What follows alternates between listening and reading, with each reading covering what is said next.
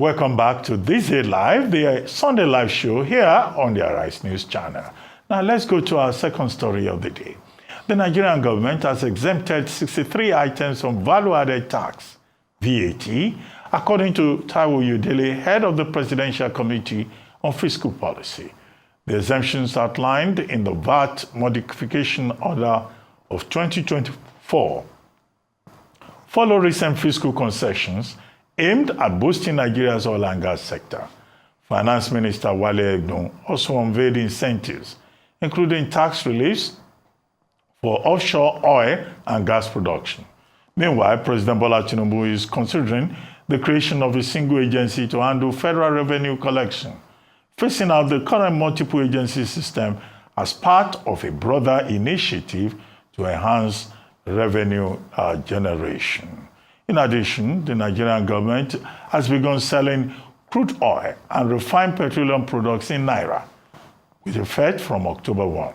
Finance Minister Wale Edun confirmed the move following a Federal Executive Council directive.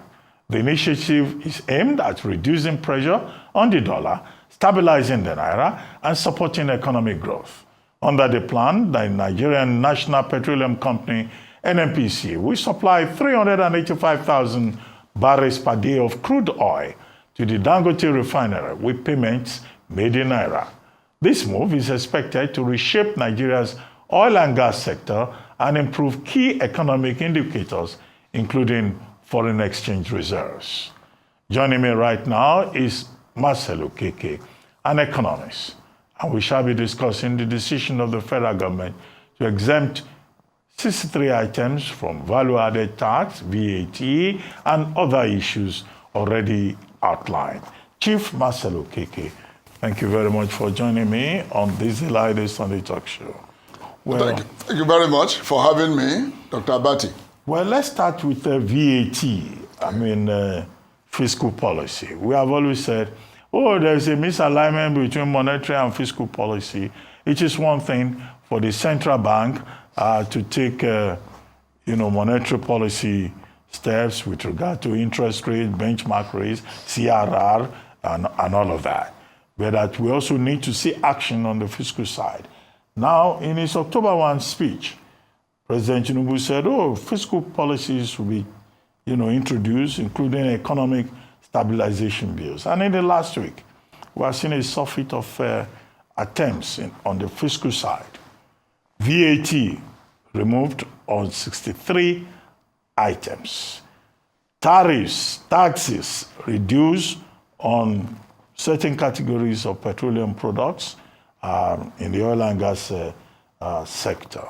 Now, VAT particularly, focusing on electric vehicles, CFG, CNG issues, compressed natural gas and liquefied natural gas and all of that, steel pipes, electrical wiring for electrical purposes. How significant is that? Of what benefit is it to Nigerians?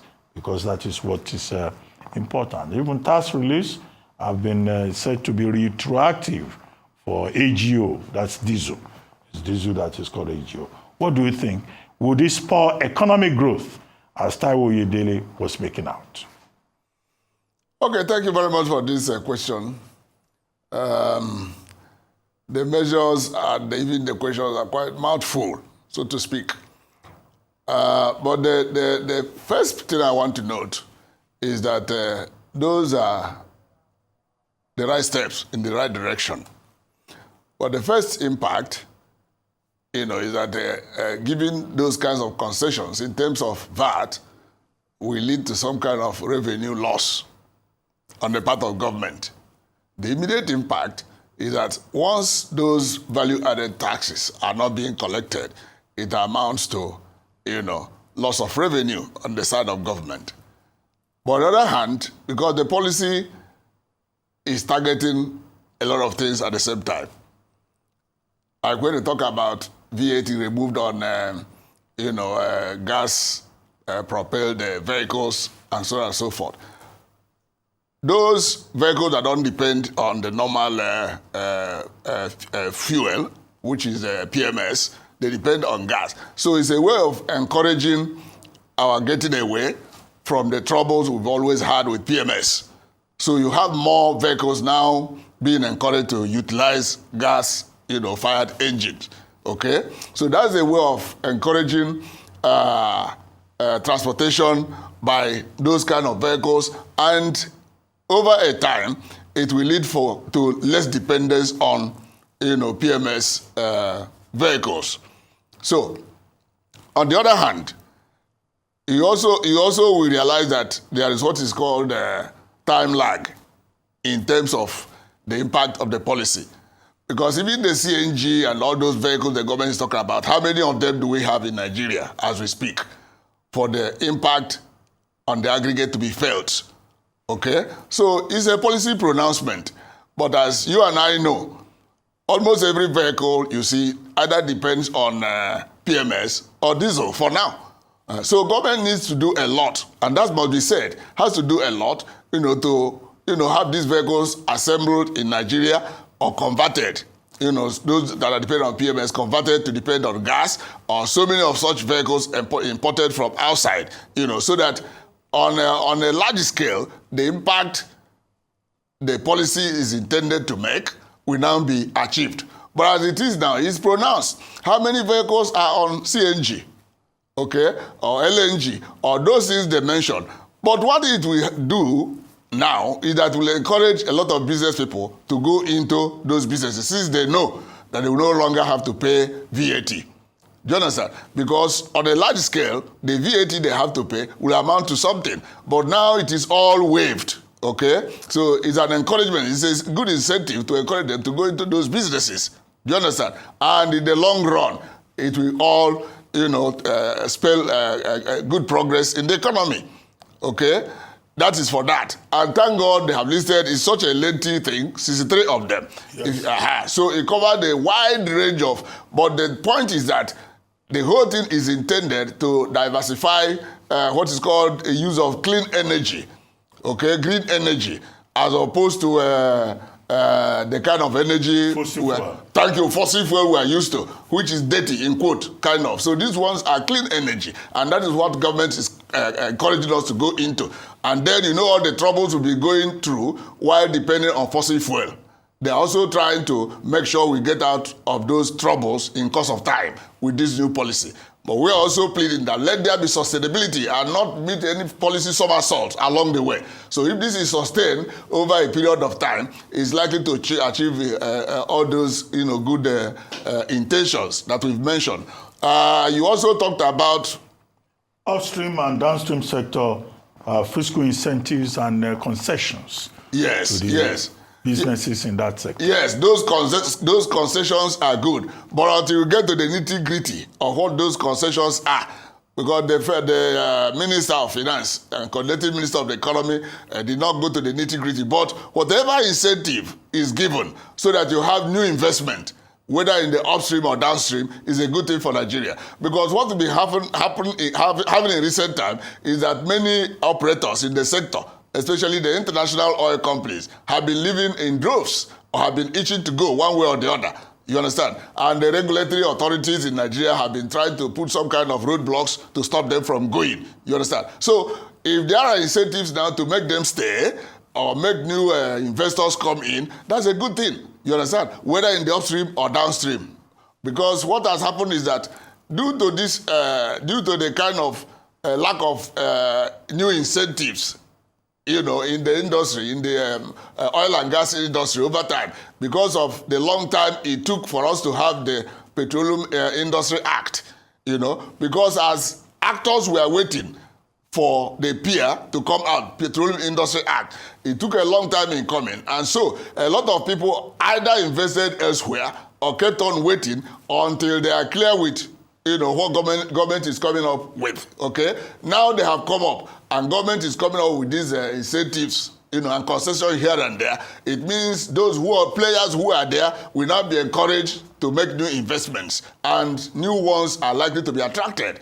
So all those things will work together, for the good of, that sector and the entire economy in course of time. Okay, you said VAT, that government will lose revenue, but Immediate, yes. yeah, but VAT in Nigeria is 7.5%. And there are persons who have been saying, okay, our VAT is far below the, the average globally and in Africa. So, perhaps you say, well, government has not been gaining much from VAT, by the way. In economics, we always talk about aggregates. You don't talk about unit items per se.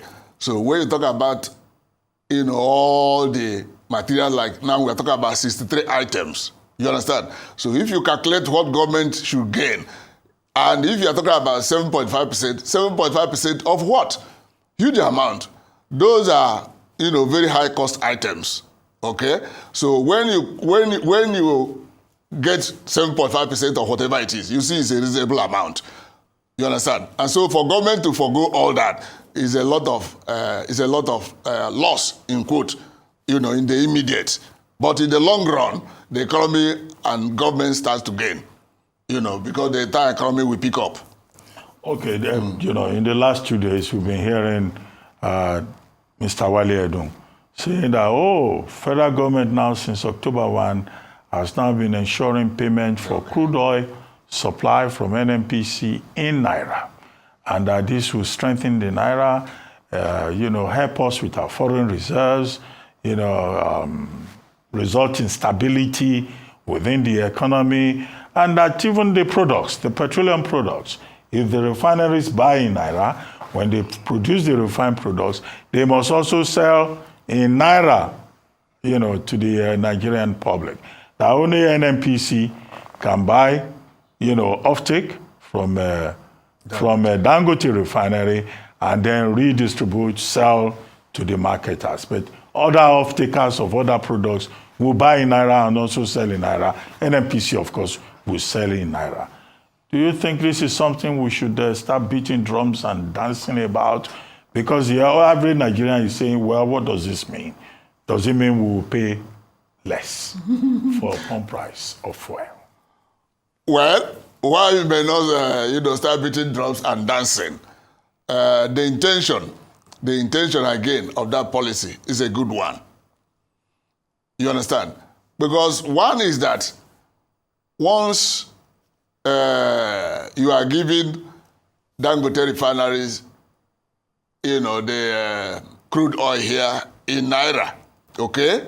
And they are selling in Naira here. It means that the pressure we normally have in the foreign exchange market, coming from people who are importing refined products, do you understand? Or people who are mobilizing resources in terms of dollar and other hard currencies to import even the crude oil. All those pressures will be removed from the foreign exchange market automatically. That pressure will now go. And 1/4 or up to 1/3 of the demand for forex here in Nigeria, consistently comes from, that importation of crude oil or including refined products. So they account for 1/3 or even more than that. So this policy will now wipe all of that, if you like, and bring it to Naira transaction. And once it's a local currency here, we don't have any problem. Because the problem of the Naira in the foreign exchange market has been that of disequilibrium in terms of demand and supply. Demand has always far outpaced supply. Okay? So now that this demand pressure will be reduced via this new policy, you understand? So that pressure on the Naira will be seriously reduced. And that means giving the local currency some kind of strength. You understand? And so, if Dangote and Co. are supplied the major crude, input, which is crude oil in Naira, and they sell in Naira, the truth is that in no distant time, the price of PMS and other products will come down. You understand? And even other investors will be encouraged to invest. I think BUA is also in the process of starting his own refinery somewhere, and others. You understand? Which is what, the policy of liberalization of that sector is intended ab initio, so that you have many investors and competitors, and over time the price will come down. Now that we have only Dangote or so, it might not come down in the immediate. Do you understand? But over time, but the pressure on the foreign exchange market must go down immediately once all this begin to work out. So it's for the good of the economy. Okay, one other fiscal policy that the Tinubu administration has adopted is the review of the withholding tax. There's a withholding tax Amendment Act of 2024, in which they've revised, withholding tax regulations with regard to capital gains tax, income tax, capital company income tax, petroleum profit tax. This withholding tax will now be deducted at source, upfront. What do you think of that? More revenue for government, and is it to the advantage of small businesses, some of which have been exempted from this withholding tax order of 2024? Well, until it goes into operation, because what they are saying now requires some kind of legislation.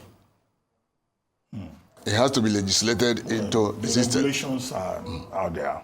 Okay.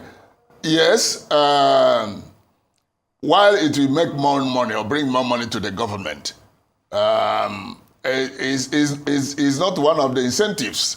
It's not one of the good incentives, for the corporate sector, on which these taxes will be levied. Okay? Withholding this, withholding that. It's not good. It's just like when it comes to withholding tax as it relates to shares, that people hold and all that. When you're receiving your dividend, a certain percentage of it is already withheld before you get what you're getting. Nobody is happy with that. You understand? So in this case, let's see how it works out at the end of the day, because more often than not, the challenge we have in this economy is the issue of implementation. You understand? Because along the line, all kinds of corrupt, practices come into play, and the objectives are usually not achieved, or achieved the way they are intended to be achieved. So let's just move on and see how it works out when it comes to implementation. That's my fear in that regard. Thank you. Well, I agree with you on that score. The regulations, withholding tax regulations, they've been officially gazetted. Okay. But you are very right to say that, the taste of the pudding is in the eating. How will it be implemented? Finally, there was a lot in the president's speech on October 1 about the economy, about what he has achieved, what his administration has achieved, with ways and means that he says has been cleared, with investments that have been secured to the tune of 30 billion, and with external reserves that have been expanded up to $37 billion. Now, this caused a lot of controversies because people were saying, no, that cannot be true. That, in fact, the securitization of ways and means is in itself illegal within the purview of Section 28 of the CBN Act. And that, look, what should we be talking about is the balance sheet of the CBN. We need to see the balance sheet of the CBN, particularly for the year 2023. And that the CBN needs to come and tell us what it has done with the accounts in an attempt to balance the accounts. Okay? It's not enough for the president to just say, hey, we have cleared this, we have done that. They have not cleared anything. If they move it from the balance sheet of the CBN to the DMO, to sovereign debt, the debt is still somewhere there. You are the economist. What do you think? Well, thank you for this question. I don't want to go into this controversy of whether they have cleared what do we call it? Ways and means. Ways and means outstanding. I don't want to go into that debate because a lot of people have countered what the president said in terms of the claims he made, that they have cleared it. And the legality and otherwise side of it you brought up now is also there. But let us talk about whether what the government has been able to do in the past 15 months or so has really moved the economy forward or not. In engaging in the economy, you look at the indicators. What are they saying? If you pick inflation, for example, which has been the main challenge in this economy, that has left the income of everybody, next to nothing. Inflation moved to a figure that was 3 decades high. That's 34 point something. Okay? In the past 2 months, that's July and August, it only came down marginally to 32.15%. You understand? And it moved from 22.5 in May last year or June last year to this height we are talking about. So you can see the gap. So I wonder what one should celebrate that something moved from 22% to 34 and just came down to 32. That's that. You come to exchange rate. Okay? By May last year, we were at less than 500 naira to $1. Okay?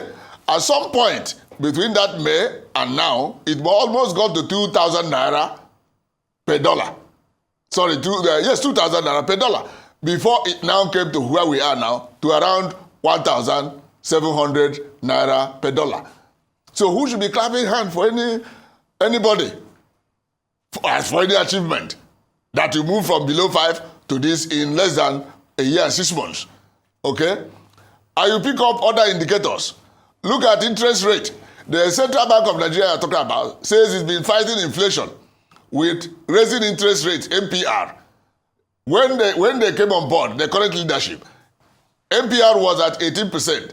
From that 18%, as we speak now, it is at 26.75%.